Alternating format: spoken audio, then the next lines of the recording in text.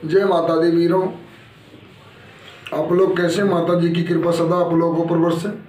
माता जी आप लोगों की हर मनोकामना पूरी करें, दया दृष्टि बना के रखें। जय भेड़ वाली माता रानी, सदा कृपा करो माता कल्याणी। जय माँ भेड़वा की रानी, जय माँ भेड़वा की रानी। वीरों, जिंदगी में और परिवार में हमेशा खुश रहना चाहिए। हमारे देश के अंदर और पूरे विश्व के अंदर एक बहुत बड़ा षड्यंत्र रचा जाता है। पहले हमारा देश सुरक्षित रहेगा तो हम लोग सुरक्षित रहेंगे। इसमें पाकिस्तान का हालात किसी से छिपा नहीं है। जो मुल्क अनर्गल चीजों पर और दूसरे के बातों में आकर, ऐसे कोई भी पड़ोसी या कोई भी भाई दूसरे की बातों में आकर और अपने ही सगे संबंधी पर अटैक करे, वैसे कोई मुल्क अगर दूसरे मुल्क के खिलाफ आपको भड़काता है तो बिना स्वार्थ के और बिना कमी के आपके साथ वो नहीं जुड़ेगा। जब पाकिस्तान का जन्म हुआ, मैं पहले वीडियो में डाल रखा हूं, जिसका जन्म हुआ उसका मृत्यु निश्चित है। 14 अगस्त 1947 को पाकिस्तान का जन्म हुआ। हमारा भारत देश आज़ाद होने के पहले उसका जन्म हो चुका था और भारत से ही जन्म हुआ, तो उसका मृत्यु निश्चित था ही। लेकिन इसका जब जन्म हुआ तो जो हमारे देश से धन संपत्ति पैसा बंटवारे में हिस्सा उसको मिला, तो बाज की तरह कई देश टकटकी लगाए बैठे थे कि पाकिस्तान, पूर्वी पाकिस्तान और पश्चिमी पाकिस्तान का तो इतिहास सबको पता है, उसको बताने की क्या जरूरत है, सबको पता है। लेकिन जब पाकिस्तान अलग हुआ तो कुछ लोग असलहा गोला बारूद पाकिस्तान को बेचने के इच्छुक हुए। अमेरिका खासकर ज़्यादा पाकिस्तान के ऊपर हाथ रख के बैठा था। फिर वो गोला बारूद दे करके उकसाने लगा उनको, कश्मीर ले लो, कश्मीर ले लो। और कश्मीर के चक्कर में कितनी बार युद्ध हुआ पाकिस्तान और इंडिया का। इंडिया एक सक्षम देश, जो बुद्धिजीवी लोग थे, देश को हमेशा आगे ले जाने की कोशिश किए हैं। और हमारा देश माता रानी की कृपा से सदा आगे रहेगा। किसी के तोड़ने से, किसी के कुछ बोलने से कुछ नहीं होगा। वहाँ भी लोकतांत्रिक देश है और मेरा भी लोकतांत्रिक देश है, लेकिन वहाँ कभी कभी सैनिक सत्ता ज़्यादा काबिज रहे। और जो भी उस मुल्क का सत्ता में काबिज था, उसको ये पता था कि अपने देश के साथ मैं गलत कर रहा हूँ, इसलिए हिच हाथ के जिधर से जो मिला प्रॉपर्टी पैसा था वो विदेशों में ले आकर के सेव हो गया। कि कल को मेरे, क्योंकि वहाँ दो सत्ता की लड़ाई थी, एक लोकतंत्र की और दूसरे सेना की। तो सेना कभी भी दांव हेरती रहती थी सत्ता पे काबिज होने के लिए, और लोकतंत्र होने के बावजूद भी वहाँ सैनिक शासन ही ज़्यादा कार्य करते थे। लेकिन क्या हुआ, वहाँ युद्ध पे युद्ध, और वही कश्मीर के लिए वो हमेशा लड़ाते थे कि उनका गोला बारूद बिकता था। भाई जो जिसकी खेती करेगा उसी को बेचना चाहेगा, और बिना षड्यंत्र के वो चीज़ बिकेगा नहीं। तो पाकिस्तान को उसने बहुत बहकावे में ले करके और इंडिया के ऊपर अटैक करवाता था, उससे उसका बहुत क्षति होता था, बहुत नुकसान होता था। और जो सत्ता में थे वो किसी तरह नोच नाच के पैसा ले जाके विदेशों में भाग जाते थे। वहाँ का इतिहास है, जो सत्ता में था और सत्ता गंवाने के बाद वो विदेश पकड़ लिया, भाग गया। वहाँ के लोगों को गरीब बना दिया, बेरोजगार बना दिया, लाचीला एकदम बिल्कुल खत्म कर दिया, जीते जी उनको मार दिया। अगर पाकिस्तान से हम सबक नहीं लेंगे तो अपने मुख से तो मैं नहीं कहूँगा कि हमारे देश की ऐसी दुर्दशा कभी होगी, लेकिन कुछ लोगों का यही चाल है कि पाकिस्तान में 250 रुपया किलो आटा है, इतना रुपया किलो दूध है, इतना रुपया किलो घी है, इतना रुपया किलो चाय पत्ती है, अगर मोदी रहेंगे तो इतने यही महंगाई बढ़ जाएगी। जो घोड़ा दौड़ाता है और लगाम अपने हाथ में रखता है। इंडिया की राजनीति ऐसी है। हमारे देश का कोई भी मुलाजिम, कोई भी सरकार का आदमी, कोई भी प्रधानमंत्री, कोई भी सीएम आज तक देश छोड़ के नहीं भागा। देशद्रोह का मुकदमा उसके ऊपर नहीं लगा। हमेशा देश हित की बातें सोचे हैं सब लोग।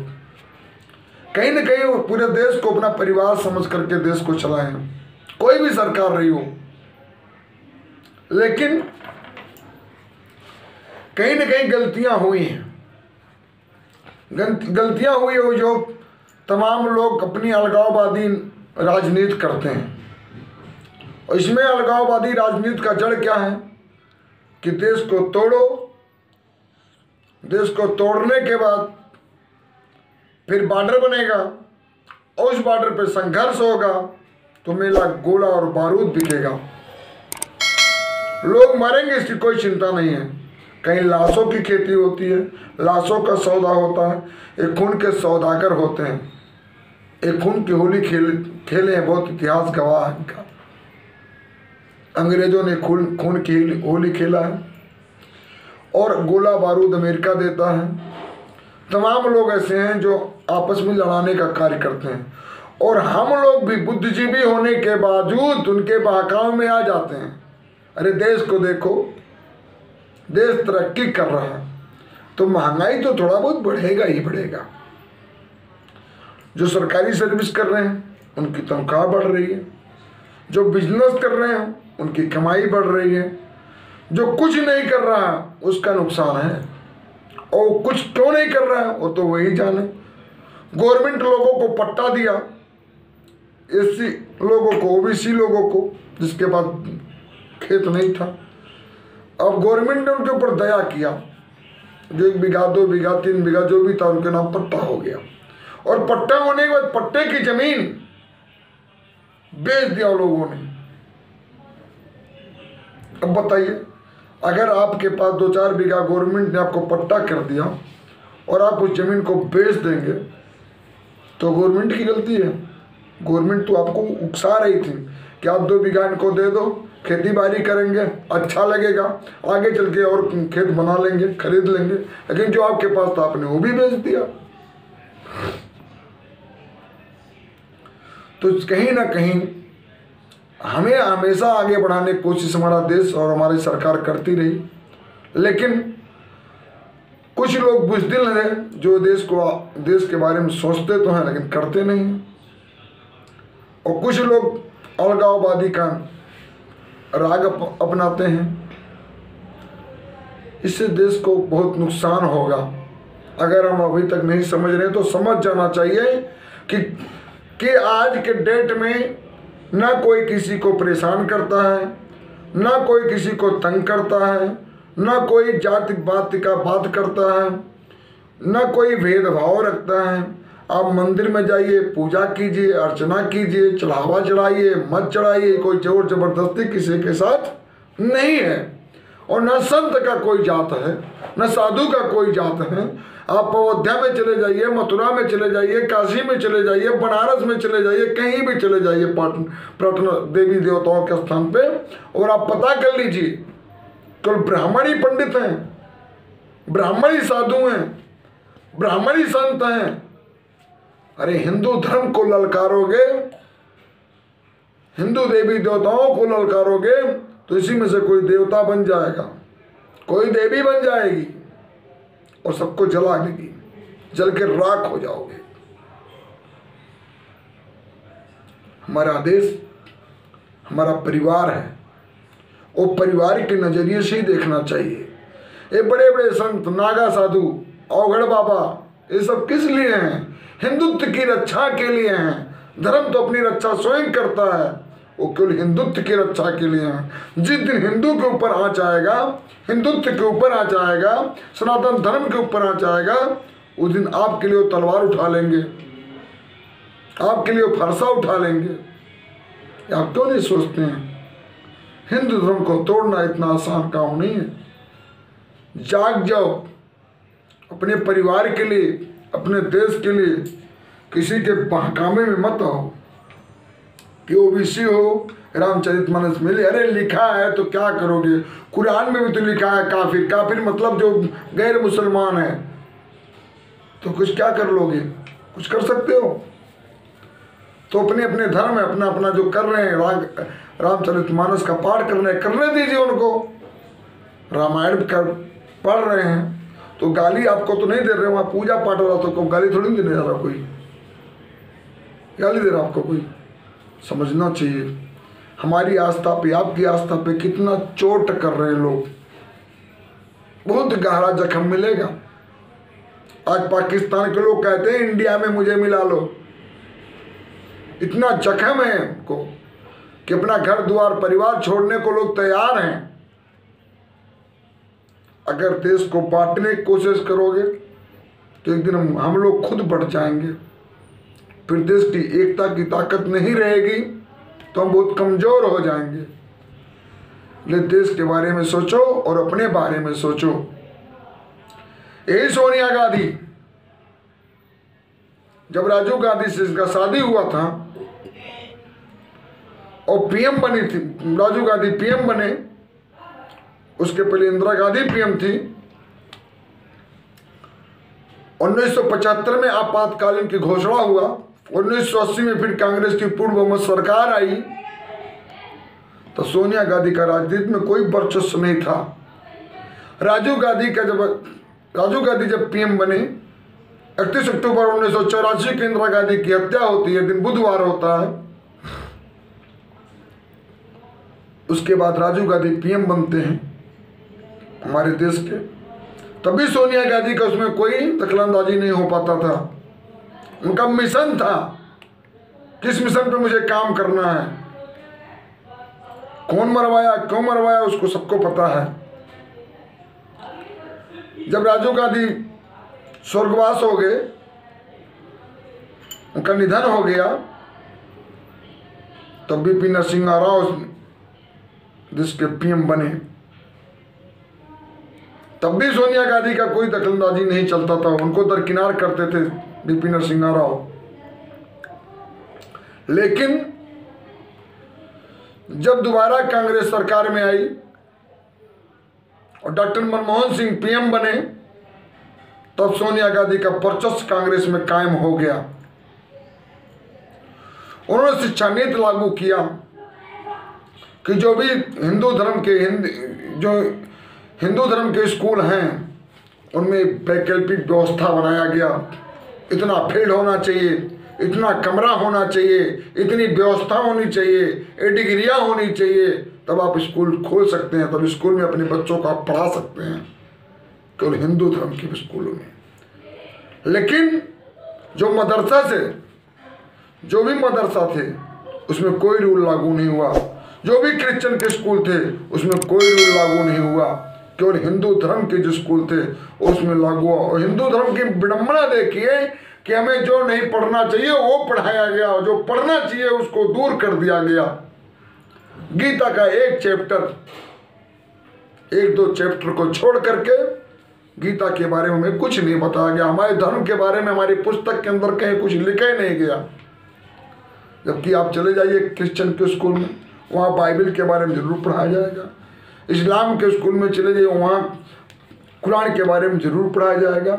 लेकिन हिंदू धर्म में कहीं कोई चीज़ नहीं। ये मुगलों का, गुलामों का, अंग्रेजों का इतिहास पढ़ाया जाएगा हमें, जो हमारे किसी काम नहीं आएगा। वो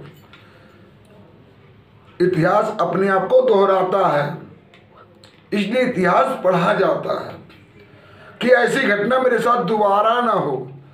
वो इतिहास अगर पढ़े हो तो सोचना चाहिए कि हमें अब एकजुट रहना चाहिए। अगर एकजुट हम नहीं रहेंगे तो फिर हम कल को गुलाम बन जाएंगे, कल को कोई फिर हमारे ऊपर राज करेगा, कोई फिर जयचंद बनेगा, कोई फिर षड्यंत्रकारी मेरे देश में आक्रमण करेगा। सोचना चाहिए। इतिहास इसीलिए पढ़ा जाता है कि इतिहास अपने आप को एक ना एक दिन दोहराएगा। तो अगर इतिहास अपने आप को दोहराने की कोशिश कर रहा है तो आप क्यों नहीं सजग हो जाते, क्यों नहीं एकजुट हो जाते? और सोनिया गांधी यही किया। जितने जहां जहां कांग्रेस की सरकार थी वहां वहां उन्होंने मदरसों में पैसा दिया, क्रिश्चियन स्कूलों में पैसा दिया, और हिंदू धर्म के जितने स्कूल थे उनको बंद करवाने की पूरी कोशिश किया गया। पढ़ लीजिएगा, देख लीजिएगा, मैं सत्य बोल रहा हूं। सत्य ही जीवन है और सत्य ही ताकत है। जब तक अपने सत्य को और अपने जीवन को नहीं पहचानेंगे तब तक न अपने आप को खुश रख सकते हैं और न देश को खुश कर सकते हैं। देश आगे बढ़ रहा है, सपोर्ट करो, छोड़ो ये सब जात पात क्या होता है, कौन आपको परेशान कर रहा है। पैसा ही सब कुछ है और पैसा कमाने के लिए इंसान रिगल में कुछ भी अनरिगल मत कीजिएगा। जो भी मेहनत मजदूरी कुछ भी करके तो पैसा कमाना है, आप कमाइए, क्योंकि पैसा कमाने की पैसे की कोई जात नहीं होती और पैसा है तो सब कुछ है, पैसे से सब कुछ मिल जाता है। इसलिए पैसा कमाने के लिए कुछ भी करना पड़े, जो रिगल हो तो आप काम कीजिए, क्योंकि उस पैसे की कोई जात नहीं होती।